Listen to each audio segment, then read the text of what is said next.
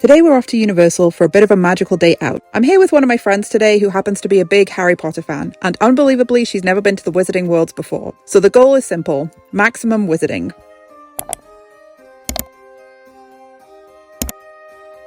Since Velocicoaster was only showing a 25-minute wait, we decided to hop straight in line on our way to the Wizarding World. It ended up being just 11 minutes, barely enough time to admire that incredible queue. On the way out, we popped into the Discovery Center for a quick play, a bit of a nostalgic stop, before making our way to Hogsmeade. Our next stop is Hagrid's Magical Creatures Motorbike Adventure. This one's always got quite the queue, so we decided to bite the bullet and get in line early. I took the sidecar and insisted my friend take the motorbike because I think that's the superior seat. I don't get to ride this one nearly as often as I'd like. The line is usually pretty long, so it always feels like a bit of a treat when I do. With our top wizarding ride checked off, it's time to board the Hogwarts Express over to Diagon Alley. Now, I don't like to pick favourites, but I really do love Diagon Alley. The fire-breathing dragon above Gringotts gets me every time. It's so dramatic. My friend wanted to pick up a wand, so we headed into Ollivanders for the wand experience first. No two Ollivander wands are the same, just as no two unicorns, dragons, or phoenixes are quite the same. You will never get such good results with another wizard's wand. You can walk on the flowers for me. Point your wand and say Agumenti.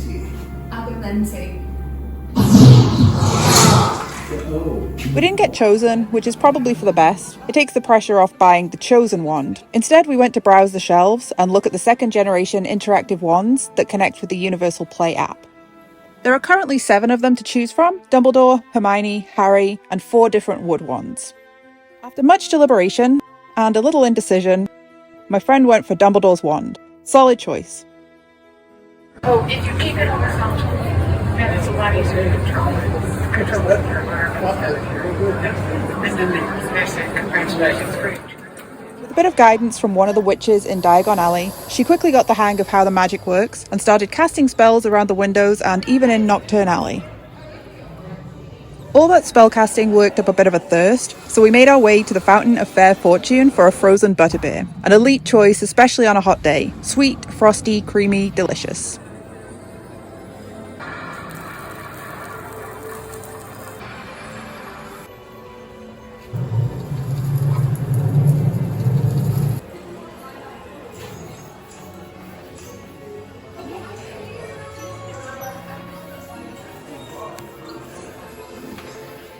After a little more exploring, it was time for Escape from Gringotts, the 3D motion simulator through the vaults of the bank. It's a clever mix of coaster and storytelling. I especially love Bellatrix Lestrange's appearances in this ride. We spotted a couple of Death Eaters roaming around early in the day.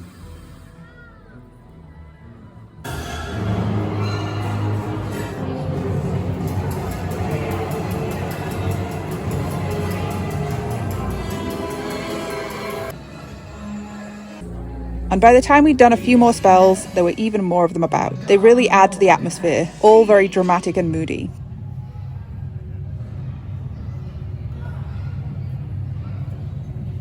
We wanted to head back to Hogsmeade, but the Hogwarts Express line was super long, so we walked over to Islands of Adventure since Universal Studios Florida was closing down for Halloween Horror Nights this evening.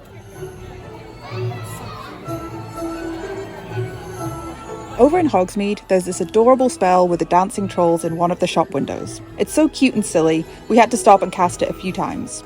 On our way to Hogwarts, we caught a bit of the frog choir performing, one of those little magical touches that really rounds out the world.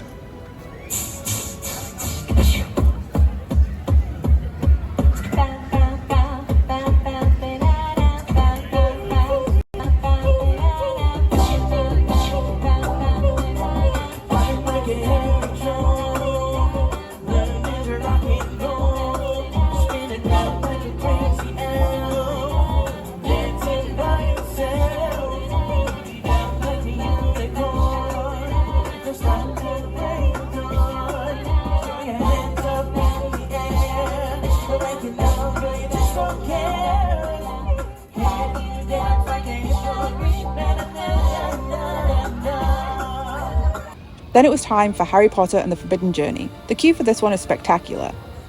Walking through Hogwarts Castle genuinely feels like stepping into the films. When we got off, the skies had opened up and it was absolutely pouring, so naturally we decided the most sensible thing to do was to run straight back through the rain and ride again.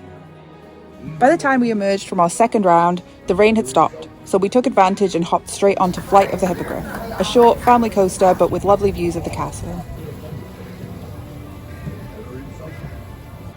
There are so many clever spells scattered around the Wizarding World. I'm not a huge Harry Potter fan myself, so I haven't really experienced them before, but it's been surprisingly fun seeing all the imaginative effects.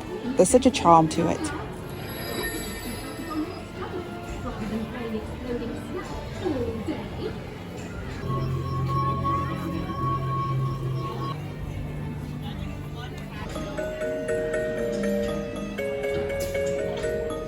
The park was starting to wind down by this point, but we'd managed to complete all of the spells in the app for Hogsmeade and most of the ones in Diagon Alley too.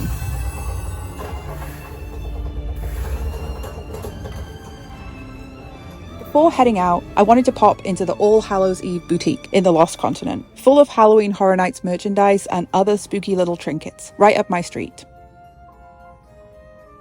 Once the park closed, we wandered out through City Walk for one last stop at the Dead Coconut Club. Each year it transforms from the Red Coconut Club into something entirely new for spooky season. Last year was 80s vampires, which was brilliant.